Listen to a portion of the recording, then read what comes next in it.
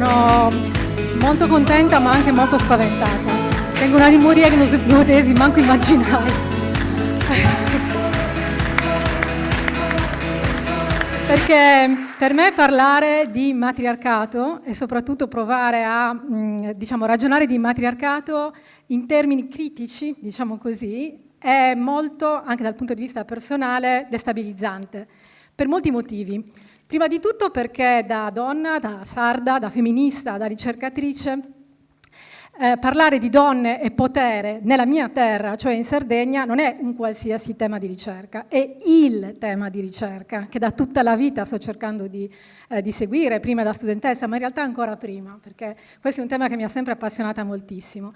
Il secondo motivo è che, di nuovo, da donna, da sarda, da femminista, da ricercatrice, quando vado in continente, è quasi inevitabile che qualsiasi sia il tema di un convegno, di una conferenza, mi si chieda di raccontare con quella curiosità, quell'eccitazione che si vede spesso, no, negli occhi di chi vuole fare un po' di esotismo a chilometro zero, del matriarcato.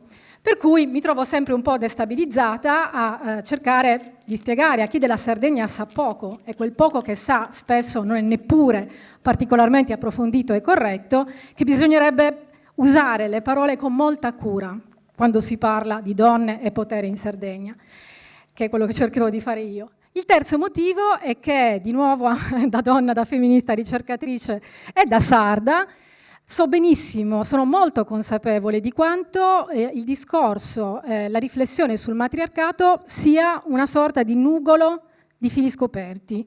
Ed è difficilissimo districarli senza farsi male, come accade spesso con i fili scoperti, ed è anche difficile perdere proprio il filo della questione. Per cui ho deciso di isolare 5 fili, di questi fili tutti aggrovigliati, strobe dai, se ci riesco, per cercare di rispondere, diciamo, alla domanda: in Sardegna il matriarcato c'è stato, c'è, è vigente, in quale forma?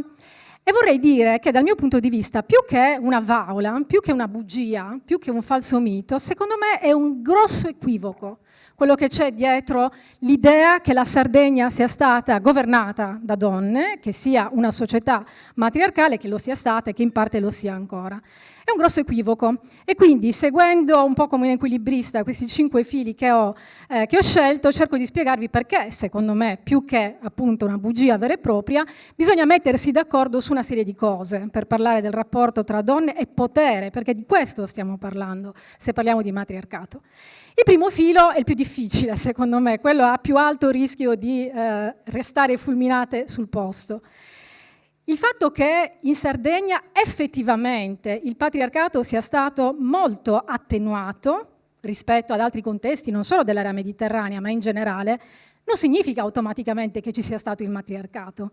Cioè, non è che perché non c'è stato un mondo basato, o per meglio dire, c'è stato in forma attenuata, un mondo basato su asimmetria di genere in una direzione, allora vuol dire che la cosmogonia si è ribaltata e che quindi questo stesso potere asimmetrico, fatto di gente che comanda e di gente subalterna, ha solo cambiato le figure che occupavano quelle posizioni. Dobbiamo metterci d'accordo sulla natura del potere, la natura del comando e di cosa intendiamo per potere. Quindi posso già dire che è vero che in Sardegna il patriarcato, per come lo conosciamo, come costrutto sociale che definisce le fondamenta di qualsiasi cosa, dai rapporti di genere all'interno della famiglia, dai rapporti tra le generazioni, tra fratelli, tra sorelle, eccetera, per andare via via verso l'economia, verso la politica, verso la cultura, eccetera, ha avuto delle sorti molto diverse. Questo è tutto documentato e facilmente tracciabile rispetto a molte altre società e soprattutto alle società più vicine, comprese, diciamo, la maggior parte delle altre regioni che fanno parte, diciamo, dello Stato italiano, ma anche dell'area mediterranea, ripeto. Ma questo non vuol dire che il potere, per come ve l'ho definito, fondato cioè su disuguaglianze e subalternità, abbia visto figure, quelle che si chiamano le figure apicali di genere femminile, costantemente. Questo non è vero, ma semplicemente perché questa definizione di potere, che è quella di matriarcato, non è l'unica definizione possibile di potere. Ed è questo, secondo me, il grosso equivoco.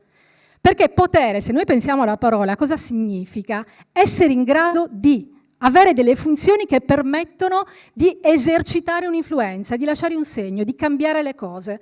E allora se scegliamo questa definizione di potere, che però non è matriarcato, è una cosa diversa, come ricercatrice sono in qualche modo, come dire, ho la responsabilità di utilizzare correttamente le parole.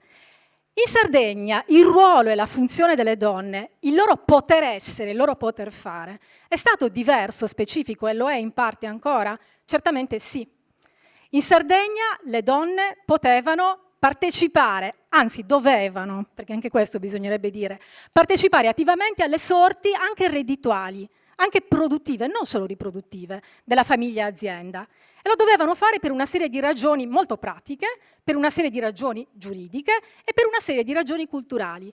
Prima di tutto la regola di residenza, cioè quando una persona esce dalla sua famiglia d'origine e ne forma un'altra, quella che chiamiamo famiglia di orientamento, era una regola di residenza neolocale, cioè bisognava costruirsi una nuova casa, magari vicina a quella dei genitori, ma una nuova.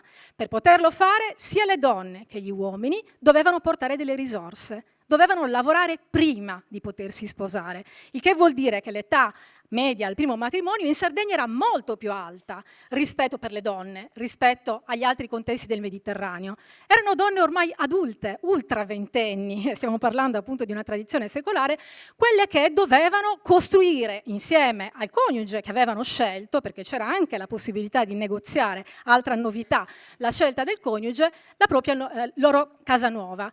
Le donne potevano ereditare. In Sardegna vigeva un diritto successorio che non faceva esclusioni. Certo, poi cosa si ereditava effettivamente in un'economia agropastorale era deciso, perché chiaramente alcune cose dovevano restare necessariamente collettive perché l'economia potesse continuare, ma le donne ereditavano anche la terra, e non è un caso che proprio quelle terre che erano considerate meno adatte all'attività pastorale, le terre più scabre, quelle di costa, molti anni dopo sarebbero diventate le terre più appetibili e più preziose. Vi comincio già a spoilerare uno dei fili successivi.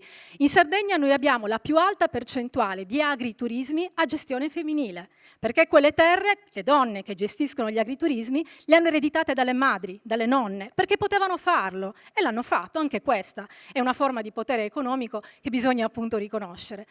Potevano mantenere il patronimico, il cognome, anche dopo che si sposavano. Attenzione, perché nello Stato italiano questa possibilità è stata resa possibile per legge solo nel 1975, con la riforma del diritto di famiglia.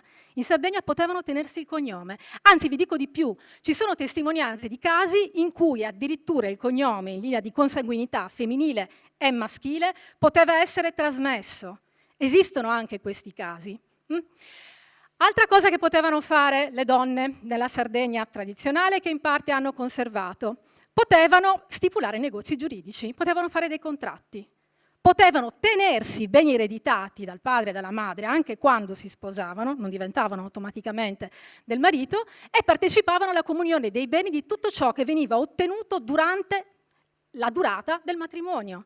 Potevano stipulare negozi giuridici, guardate che questo è fondamentale, perché significa che erano riconosciute da questo punto di vista come responsabili della possibilità di decidere non solo l'autonomia della propria famiglia, ma anche della comunità.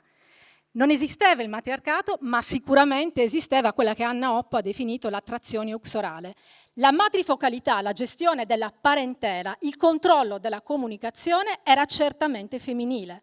Raffaella Dore nel 1956 pubblica un saggio che molti, di nuovo l'equivoco, hanno interpretato come una sorta di ode a un matriarcato molto discutibile, dove però con grande discrezione dice un'altra cosa che invece è molto vera.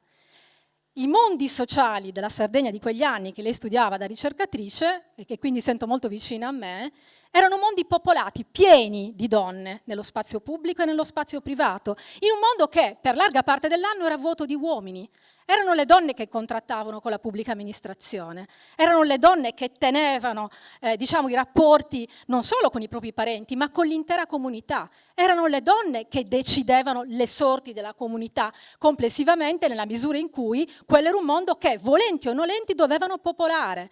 E guardate che non è soltanto una questione di distinzione tra spazi pubblici o di supplenza e spazi privati. Perché un'altra grande caratteristica della presenza delle donne in Sardegna è quella che viene definita da un'espressione che che in italiano non si può tradurre adeguatamente. Le donne erano mere domu, padrone di casa, che non vuol dire, ed è questa invece la cosmogonia ribaltata, che le donne appartenessero alla casa. L'appropriazione della casa era pertinenza delle donne. La casa è delle donne. La casa significa l'unità domestica, la famiglia azienda. Quindi effettivamente da questo punto di vista, ma stiamo parlando di un'altra cosa, stiamo parlando di un altro tipo di potere, che è un potere organizzativo, quello che porta a gestire i soldi, la borsa comune, le risorse, le decisioni importanti che possono fare la differenza tra la vita e la morte di un'azienda e quindi anche della famiglia che vi è sovrapposta. Quindi, da questo punto di vista, è vero, il patriarcato è stato, come potete vedere, molto attenuato, addirittura la morale sessuale. C'era una frase che mi è rimasta molto impressa quando ho iniziato a studiare queste cose, quando ero più giovane, che diceva che solo in Sardegna il metro di valore delle donne, quindi la morale sessuale, non si trovava in mezzo alle gambe, ma si trovava nella mano. Perché? Per poter essere valutate, diciamo così, secondo quei parametri che erano vigenti, le donne dovevano essere in grado di essere merie domu, di controllare, accentrare, legare, riuscire a tenere insieme il potere della mano, ed era su questa base che la morale veniva costruita, ed è una cosa molto diversa e anche incomprensibile per gli studiosi che a lungo hanno studiato queste eccentricità senza venirne a capo. Quindi il secondo filo è esattamente questo. Non c'è stato il matriarcato, per come lo si intende dal punto di vista della gestione di un potere fatto di subalterni e persone che gestiscono in maniera assolutista il comando, ma c'è stato un insieme di possibilità d'azione, anche obbligate, perché non è che si potessero sottrarre a questa necessità di essere mere domu e quindi di gestire i compiti comunitari, che non si trova in molti altri contesti. Per trovare il modello di residenza neolocale, dove le donne dovevano partecipare alla costruzione della propria casa, bisogna andare in Inghilterra. È l'unico modello simile che ritroviamo nello stesso periodo, vagamente simile a quello sardo. Terzo filo, di nuovo l'equivoco. E allora, Eleonora? Questa è un'altra obiezione che viene spesso avanzata. Eleonora d'Arborea rappresenta certamente un modello canonico di gestione femminile, perché era di genere femminile, di un potere che era molto solidamente connotato. Però io vorrei far notare che quando spesso si parla di Eleonora d'Arborea, perché è una figura di un fascino incredibile ed è una figura che rappresenta quasi un'unicità storica, e ricordiamo che l'eccezione raramente è la regola. Ma nel momento in cui Eleonora assume il potere, che cosa fa intanto? Lo gestisce come lo gestiva suo fratello, Ugone III, quindi per cercare di, consolidare ulteriormente quest'idea assolutista del potere, anche dispotica, oppure mette mano a una legge che già esisteva, che era la Carta de Logu, e la migliora, non tanto per consolidare il suo potere, ma le regole vigenti in tutte le comunità del giudicato, anche dal punto di vista del genere. Le norme che Eleonora introduce nella Carta de Logu cominciano a liberare i servi, quindi non si occupa soltanto di questioni di genere, fa una cosa che oggi, nel 2024, chiamiamo intersezionalità, cioè parte dall'idea che le persone sono più diseguali nella misura in cui tanti parametri, genere, età, ricchezza, status socio-economico, si combinano e si mettono insieme. Nella Carta de Logu, grazie a Eleonora, troviamo le prime leggi che disciplinano e sanzionano la violenza contro le donne, cosa modernissima. In Italia abbiamo dovuto aspettare il 1996 per la prima legge che avesse, questo tipo di finalità. Quindi Eleonora ha rappresentato, cioè Eleonora salva tutti. La povera Eleonora deve portare sulle sue spalle il peso di una condizione che dovrebbe essere applicata in maniera così omologante a tutte le donne che in Sardegna, come piccole Eleonore, ciascuna avrebbero gestito il potere? No. Ma non è importante, perché io in questo caso vi chiedo di guardare la luna, non il dito. Il potere di Eleonora è stato, secondo me, spesso equivocato come un potere maschile, anche con le migliori intenzioni. Giuseppe Dessì una volta disse: i due uomini più importanti della Sardegna sono stati Eleonora d'Arborea e Grazia Deledda.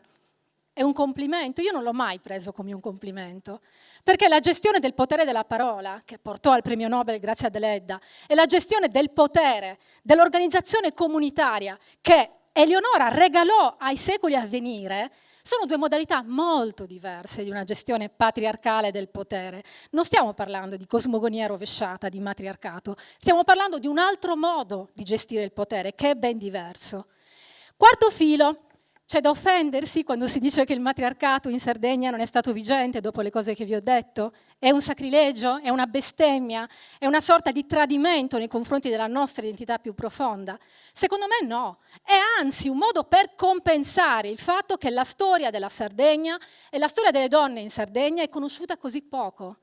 Tutte quelle voci che non sono Eleonora, che non sono Grazia, che non hanno potuto avere la possibilità di arrivare, diciamo così, nella scena della storia e sono rimaste dietro le quinte, sono storie di donne che dovrebbero essere raccontate. Sono le storie delle sigaraie della manifattura tabacchi che nel 1906 vanno da Ottone Baccaredda perché a bassi dazi, perché non possono dare da mangiare ai propri figli e trascinano dietro di sé tutta la città e tutta la Sardegna in quella rivoluzione. Sono le donne della cooperativa Levatrici Sarde che nel 1956, quando nessuno parlava di sviluppo locale, quando in Sardegna piovevano le cattedrali nel deserto dall'alto, nella politica per poli di sviluppo, iniziano un percorso che a tutt'oggi esiste, la più grande cooperativa di allevatrici donne è in Sardegna e c'è dal 1956 e raccoglie migliaia di donne che conducono, altro modo di parlare di potere e di capacità, le proprie aziende. E sono tutte quelle donne sindache che nella Sardegna e nella Barbagia, in particolare nella parte centrale dell'isola, degli anni 80 e 90, rappresentavano un'eccentricità nel nostro paese, quando per le donne non solo era difficile raggiungere le posizioni apicali, diciamo, a livello governativo, ma persino nei propri comuni. In Sardegna ce n'erano tantissime. E questa storia, chi la conosce, è stata raccontata, deve essere raccontata, perché anziché nasconderci o consolarci con miti così affascinanti, soprattutto uno sguardo esterno come quello del matriarcato, dovremmo essere orgogliosi e orgogliose della storia vera che si è intessuta nella nostra terra e che continua a intessersi. Perché il quinto filo rappresenta le donne che oggi attraversano questa terra. La attraversano in modo molto leggero, passano leggere sulla terra, ma non tanto leggere da non lasciare tracce. E queste tracce dovremo imparare a riconoscerle e anche a seguirle, perché le donne che in Sardegna oggi, per esempio, esercitano un potere sul loro corpo, perché pensate che in Sardegna la contraccezione ormonale è praticata dal 30% delle donne, la media nazionale è il 16%. Quindi un'autonomia decisionale su di sé. Il fatto che in Sardegna la diseguaglianza, anche nel mercato del lavoro, sebbene al ribasso, sia molto più limitata. Noi facciamo meglio della Sardegna, della Lombardia, dal punto di vista del gender index gap. Non lo dice nessuno, ma è un fatto, è dimostrato dai numeri. Quindi quello che io vorrei dire spero di aver risolto quello che intendevo dire, cioè è un equivoco, mettiamoci d'accordo, la storia della Sardegna e delle donne della Sardegna è certamente una storia peculiare che non può restare invisibile o solo emergere carsicamente quando ci serve, a me per esempio, per fare i convegni e così via. È una storia che è fatta di donne, è fatta di madri, è una terra delle madri, non matriarcale, ma una terra delle madri, di madri con figlie anima, come Michela Murgia, di madri senza figli, come Maria Lai, che proprio grazie al potere della mano, cioè quello del legare i rapporti comunitari, nel 1981 fa la prima in assoluto a livello mondiale opera di comunità, che è legarsi alla montagna, a Ulassai. Ed è in nome di queste donne, delle sigaraie, delle sindache e di tutte le donne che piano piano hanno governato intanto le proprie famiglie che erano aziende, via via le proprie comunità, che noi dovremmo dire con orgoglio e non sentendoci offesi che il matriarcato in Sardegna non c'è stato.